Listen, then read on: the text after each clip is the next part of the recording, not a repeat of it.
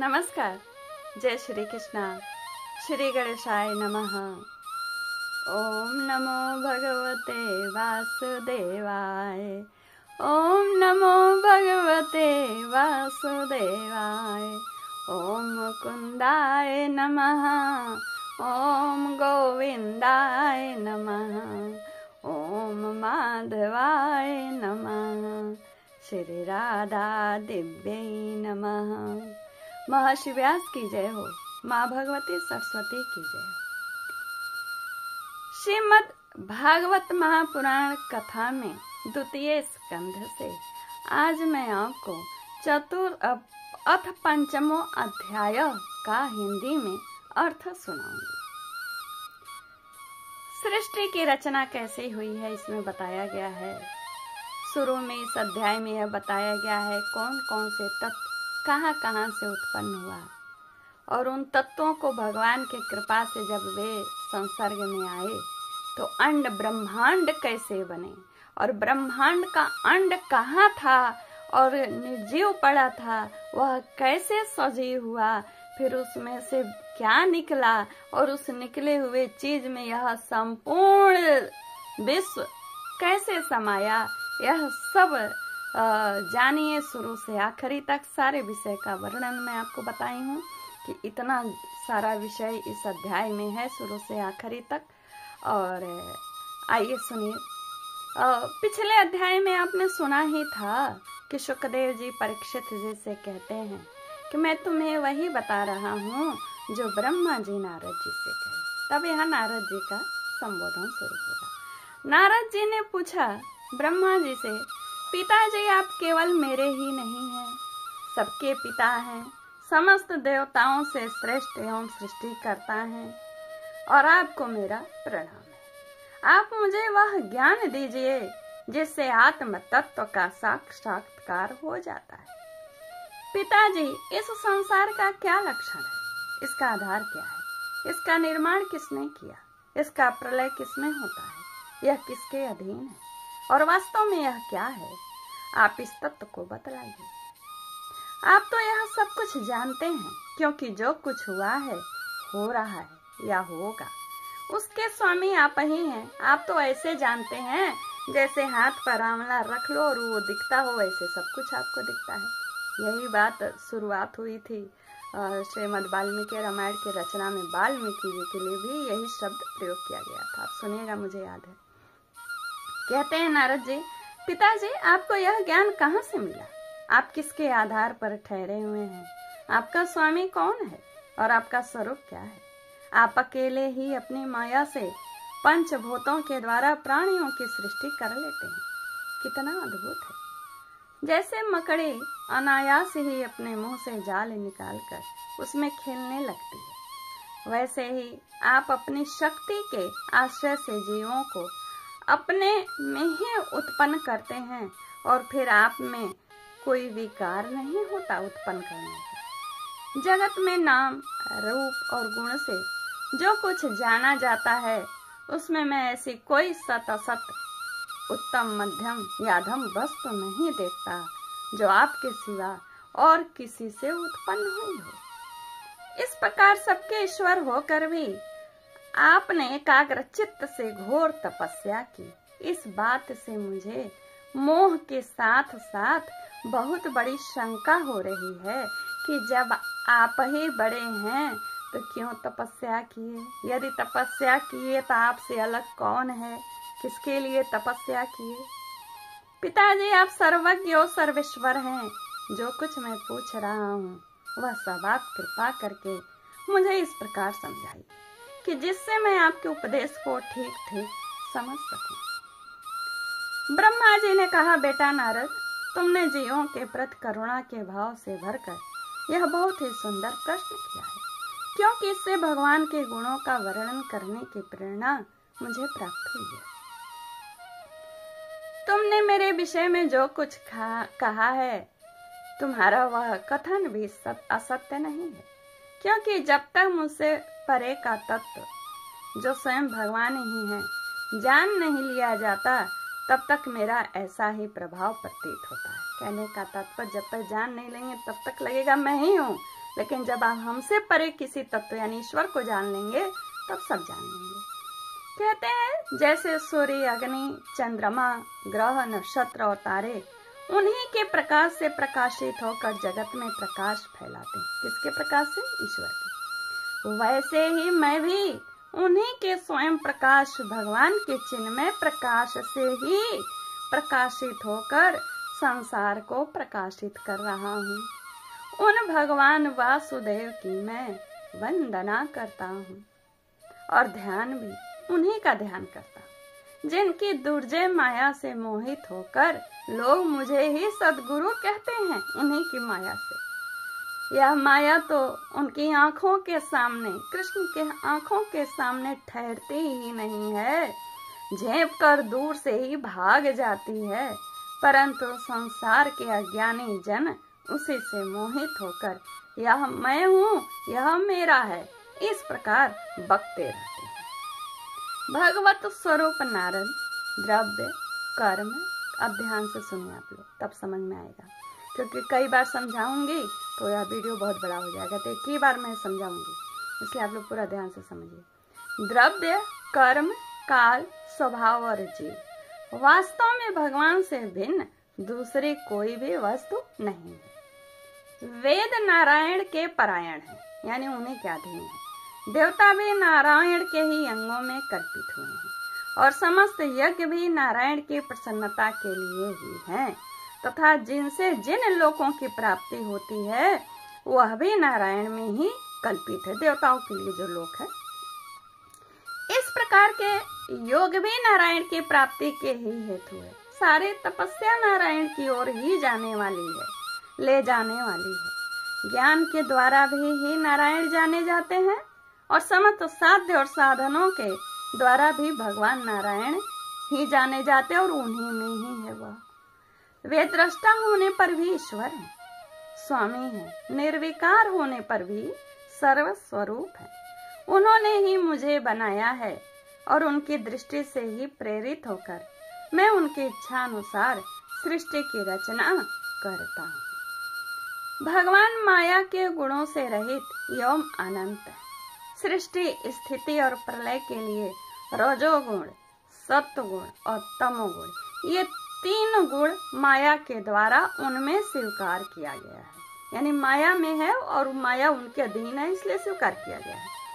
ये ही तीनों द्रव्य ज्ञान और क्रिया का आश्रय लेकर मायातीत नित्य मुक्त पुरुष को ही माया में स्थित होने पर कार्य, कारण और कर्तापन के अभिमान से बांध लेते हैं।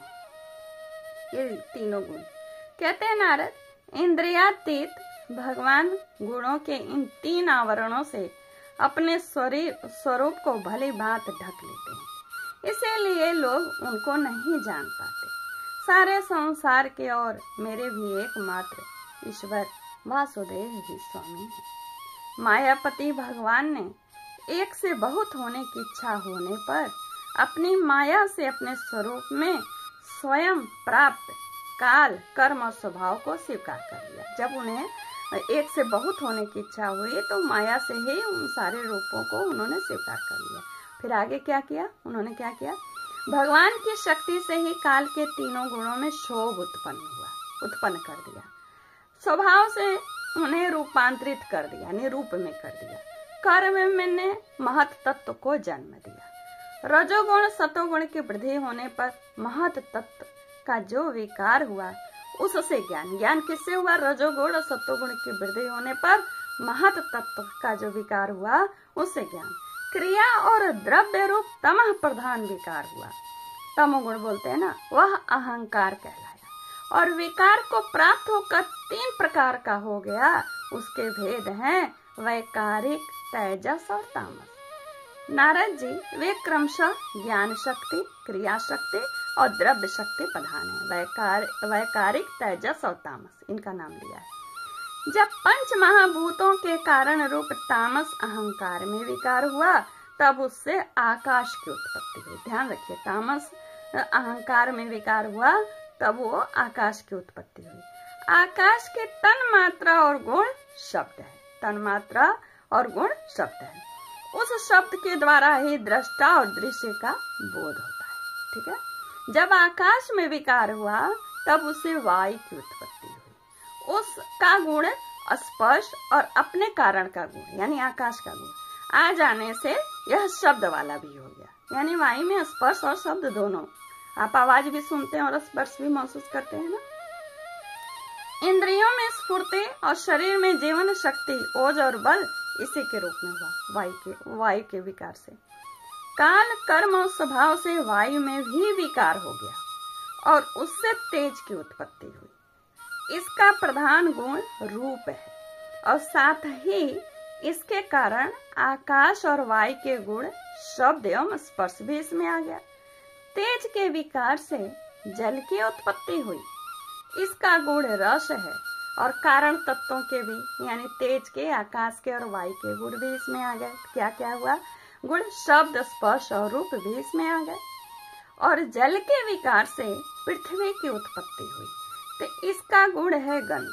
ठीक है। और जल का गुण जो उसका है रस है। जल का जो है गुण वो रस है और पृथ्वी का गुण जो है वो गंध है। लेकिन पृथ्वी में सबके भी गुण आ गए कारण के। कैसे?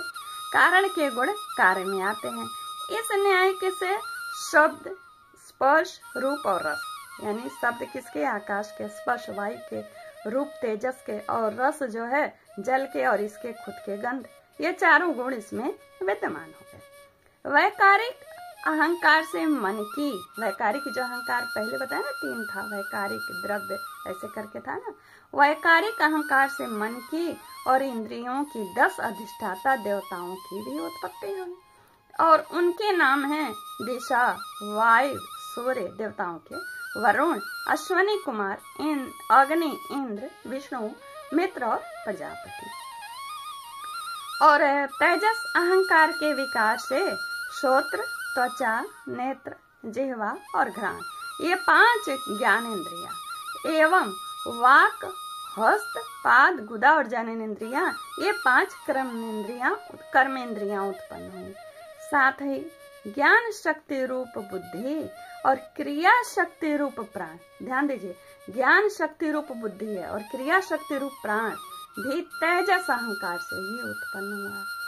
श्रेष्ठ ब्रह्मविद जिस समय ये पंचभूत इंद्रिय, मन और सत्व आदि तीनों गुण परस्पर संगठित नहीं थे तब अपने रहने के लिए भोगों के साधन रूप शरीर की रचना नहीं कर सके। जब तक ये तीनों, हम बोले ना कौन किसके संसार में जाएगा तो सृष्टि की रचना होगी, तो इसी को कहा था मैंने। जब तक ये तीनों संसर्ग में नहीं थे तब तक शरीर की रचना नहीं हुई।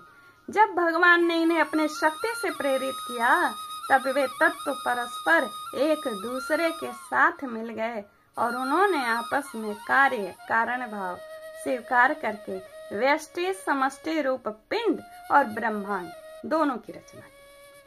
वह ब्रह्मांड रूप जो अंडा था 1 सहस्त्र वर्ष तक निर्जीव रूप में जल में पड़ा रहा।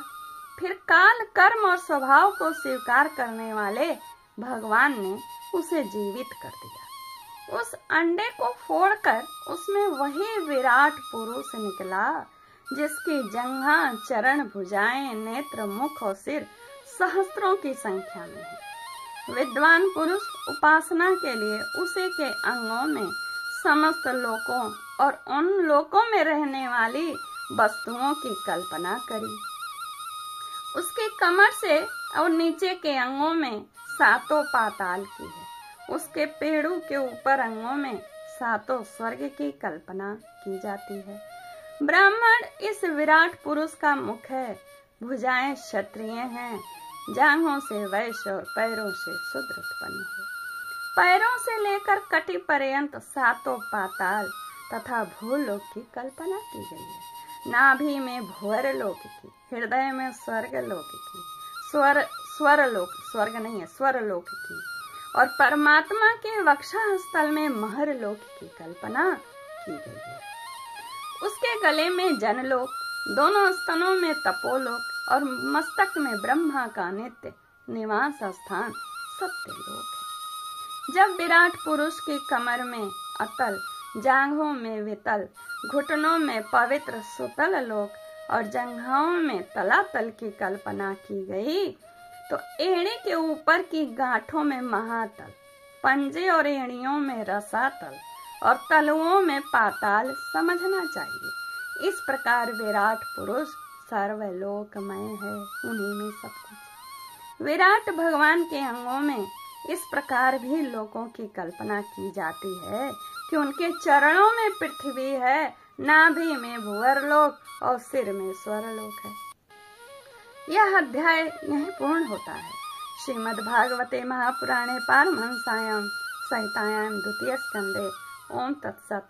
अगले अध्याय में जानिए कि उस विराट पुरुष की क्या महत्ता है, उसका वर्णन होगा।